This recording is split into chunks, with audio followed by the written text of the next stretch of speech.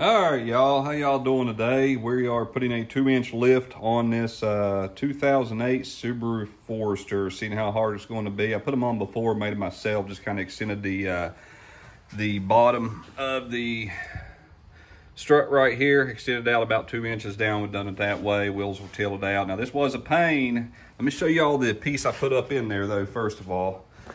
Just aluminum. It ain't offset or anything like that. Well, it is offset. You got to put it in one way only. So I'll actually go in and bolt up. But just show y'all, this thing only measures 2 inches. So far, I got the first one in, and it took me about an hour trying to figure this out. And I work on these things all the time, so I just don't do lifts. Okay, so we got 2 inches is how far this block actually lifts it. We're going to put it on the other side. What I wound up having to do is unbolt my trailing arm from right there. It's still bolted a little bit, but I unbolted it so it could twist a little bit and drop down. I'm gonna try to do this without trailing arm spacers on it, so we'll see how that happens. I take this big long bar right here and sit on it, push down as far as I could. While I was doing that, then I had to take this crowbar, put it underneath the strut, pull up on it. So I'm pulling up on it with one arm, and I'm taking a screwdriver and trying to line up the hole that goes for this bottom bolt to get it in first. Got it in, finally. Beat the top one in with a hammer and the bottom one, mess the threads up a little bit, it'll be all right. We got a strut, got very little clearance on the inside. It is not touching, so we'll drop it down to the ground here in just a few and see what happens. Y'all see what you got to take apart. Now, I did go ahead and take the other strut off of the other side, so I didn't have to take off the stabilizer bar links on this thing. So that way it pulls down an arm on the other side too. So the strut is dislocated on the other side. Getting ready to go over there, do it, put this thing on the ground and show y'all. It takes two people. Well, takes one apparently with a lot of playing around apparently. But as you see, I already bolted this one off here. It does move up and down. Well, can't really show you, but it takes a little more pressure than that. I knocked it down, looks like it went back up. But we're getting ready to get in this mess right here. Somebody should have washed his car before they got in here. I'm gonna show you what the rear, I got the front and the rear. So we're doing the rear first because it's more complicated. The front will go right on without no problems. I'm pretty sure we'll show it too. Well, let's get on with it. I'll go ahead and get this other one on. Just wanted to show you a quick recap if you want to do this.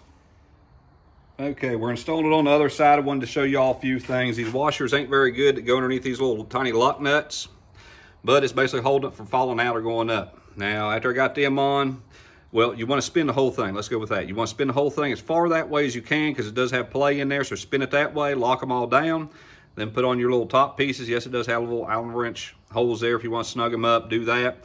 Very important piece is to take loose your top cap nut right there. Don't break it plumb out of there. Be easy on your impact when you see it start moving. Give it a couple taps and then stop. That way you can spin all this. It's going to spin top cap enough that you'll be able to line up this piece. I use a pipe wrench. There's another piece of metal covered with mud right here, right there.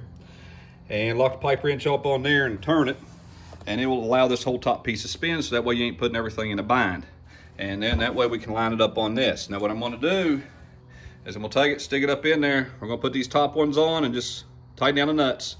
And then we're gonna work on the rest of this and see if we have to loosen the trailing arm on this side, which I'm pretty sure we're gonna have to just to get it up in there and sit on everything else. We'll get to the front here in a minute. I'll come back to this if we have any issues of getting it in and explain it how to get it in a little bit better. So far, the axles are not binding. I'll get this strut on and we'll go over it again on see if it is binding.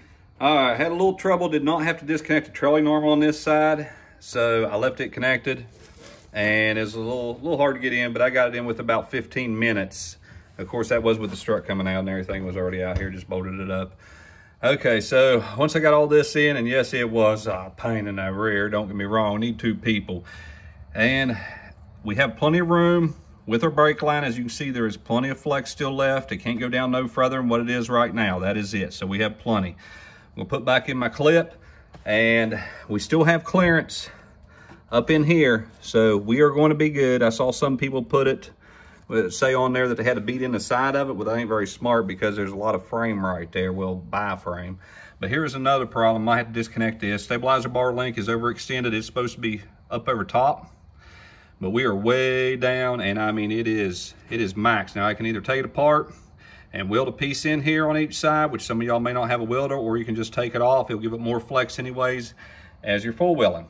Now, I'm trying to run this on the street and on the back road, but if it looks like a Southern squat truck, if it looks that bad being lifted up too high, then yeah, I'm gonna be pissed. But either way, I hope it don't lift it too high. I was going for 2 inches, and that would have set it about right, but we'll find out. I still got to be able to play without rolling it over. All right, we will get on with it. We're going to put it on the ground, show you all that, and then I'm heading to the front, and we'll show you a total lift at the end of it. Okay, axles still ain't binding. If you hear anything grinding, it's because I got rust down in the hub. But there is, I rotated all the way around. I don't feel no catches in the axle or anything like that.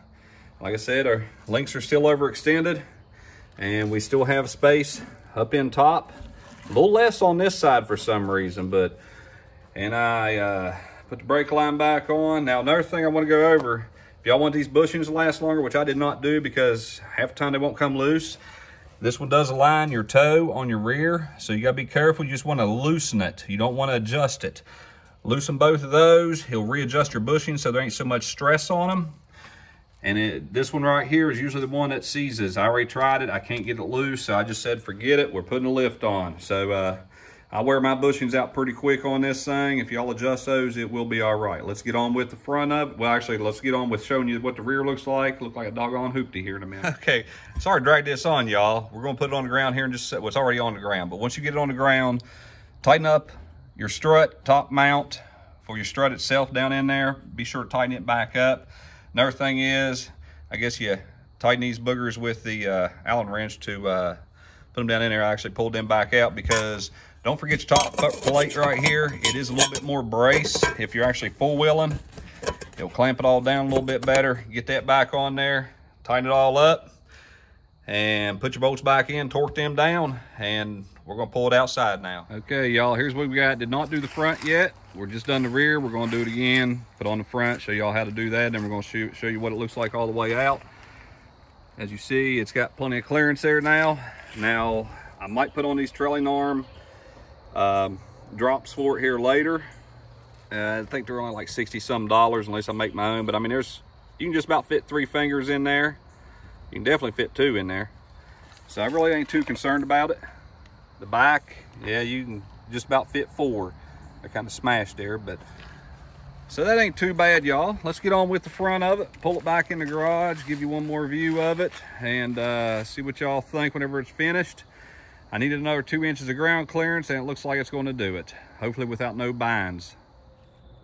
Okay, so far you ain't got to take nothing loose, but any of that there, it pretty well goes right back on once you pull the strut up into the top. And you ain't got to take loose the nut that's actually on the top cap there. All that's fine. Just put it all on. I figured the front was going to be pretty easy, but I do notice we are binding. If you can see after all that mud, we are binding the heck out of the front stabilizer link. Now that one, as far as extending it, I don't think that's going to work. I might just disconnect these since we're going full wheeling to give it more travel on the arms anyways. And getting ready to put this last one on, take it outside and show you what the lift looks like after this. All right, here we are pulled outside. I measured the front. It's got a total of 11 inches on the back to the bottom of the door, well, not the door, the bottom of the car right there. 11.5 on the front, and we are maxed out on everything, including the axles. The rear axles are all right, but the stabilizer bar links, bushings, everything is way too much. It's to the max point. That's with a 2-inch block on it for the front. Yes, I did pull off the front bumper. Just figured I'd do a walk around, show y'all after the lift.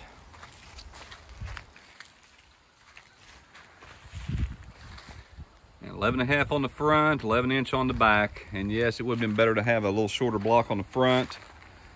But what we're gonna do, we'll put another video on here, and we're pulling this lift off. The back can handle, I would say, inch lift, in front about an inch lift, but it does not drive worth a crap. Both axles are popping in the front because of the new design on these axles. The older cars, I could max the axles out all the way and they still wouldn't pop. So there y'all go on the lift. I don't like it. And for what I do, I like playing more than I like going through mud holes. I ain't planning on going through, you know, monster sinking mud holes over the hood. So there y'all go. If y'all want to check out the next video, I'm pulling this off and I'll explain why I'm pulling it off and dropping it back down to where it was, and we'll do measurements there. I forgot to measure before I lifted it. Well, y'all enjoy, have a good day, and we'll see y'all on the next one.